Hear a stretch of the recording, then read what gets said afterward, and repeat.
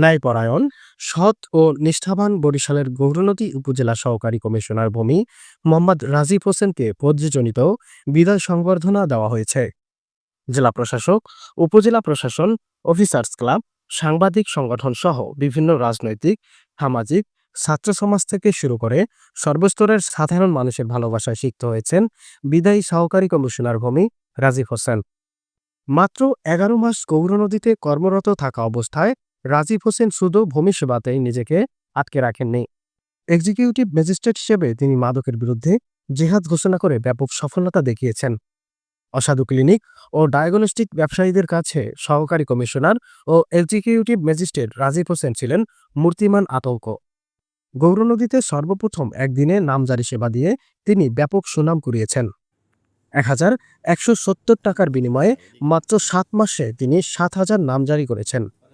ভূমি অফিসকে সম্পূর্ণ দালাল মুক্ত করা সহ মাদক ও বিভিন্ন প্রতিষ্ঠানের বিরুদ্ধে ৩৪টি মোবাইল কোর্ট পরিচালনা করেছেন।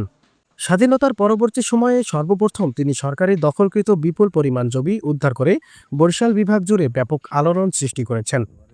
দখল ও দূষণে বিলীন হয়ে যাওয়া সরকারি খাল উদ্ধার করে খনন ও গৌরনদী বাস স্ট্যান্ডকে ঢেলে সাজাতে তিনি গৌরনদী উপজেলা নির্বাহী অফিসারের আন্তরিকতায় মহাপরিকল্পনা গ্রহণ করে সফলতা দেখিয়েছেন।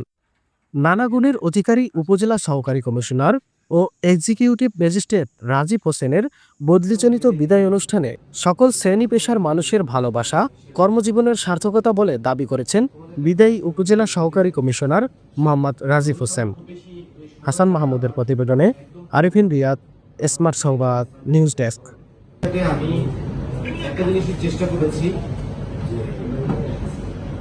যে কাজটাই করি না কেন সে কাজটা মনোযোগ দিয়ে করার চেষ্টা করেছি। সবগুলো কাজ যে কাজটাই হাতে করেছি এবং কাজগুলো করতে গিয়ে সবচেয়ে বেশি কাছে পেয়েছি তোমাদের কাছে। সবসময় দেখতাম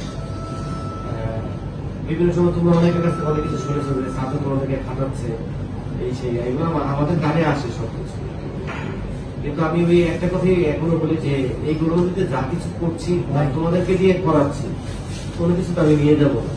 আমি হাতে সরবরাহ চলে যাবো, গৌরনদী থেকে তো কিছু নিয়ে যাচ্ছি না, খালি হাতে যাচ্ছি।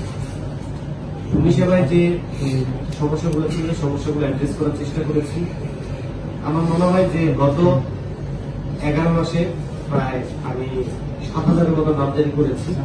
এই ৭,০০০ নামজারি করতে মানুষকে ১ পয়সা দিতে হয়।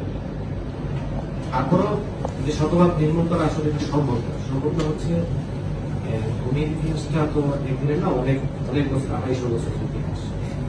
বিভিন্ন সময় এর সাথে যারা জড়িত তাদেরকে কিন্তু আমি তাদের বিরুদ্ধে আইনগত ব্যবস্থা নিয়েছি। কিছুদিন আগে কিন্তু ২ জন দলিলের টোকে যেতে রাজীব আসলে আমাকে প্রতিটা ক্ষেত্রে সহযোগিতা করেছে এবং ও আমার বলতে দ্বিধা নেই যে ও সত্যি অনেক ভালো একজন অফিসার, শুধু না একজন ভালো মানুষ। সব তার যে কাজের স্পৃহা, তার সততা, তার সাহস, দক্ষতা, এগুলো সে সবসময় প্রমাণ রেখেছে, সাক্ষ্য রেখেছে এবং আমি বিশ্বাস করি যে সে যেখানেই যাবে সে মানুষের মন জয় করতে পারবে। সবার কাছে ভালো হওয়া সম্ভব না। আমাদের যে কাজের ধরন, আমাদের কাজের ধরনে কেউ না কেউ আমাদের উপর অসন্তুষ্ট হবে, এটাই বাস্তবতা। কিন্তু যারা অসন্তুষ্ট হয় তাদের একটা স্বার্থ থাকে। কিন্তু আমি বলবো যে আমার মনে হয় ৮০% নয়, ৯৮ বা ৯৯% মানুষ আজকে ব্যথিত যে রাজীব চলে যাচ্ছে। তো রাজীব যাবে, আমি সবচেয়ে খুশি হতাম যদি বিদায়টা আমাকে না দিতে হতো, আমি যদি রাজীবের আগে যেতে পারতাম।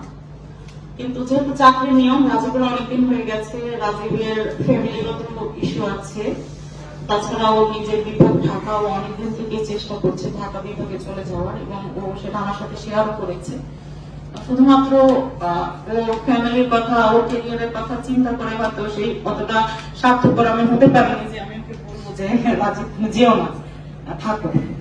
যাই হোক, আমি একজন অনুজ সহকর্মী বলো বা বড় বলো, সেই হিসেবে বলবো যে তোমার প্রতি আমার স্নেহ, ভালোবাসা, দোয়া সবকিছু থাকবে। ওরা যারা বলেছে যে ভাবি চমৎকার একজন মানুষ, তোমার বাচ্চা দুটো, ভাবির প্রতি আমার সেই ভালোবাসা থাকবে। যে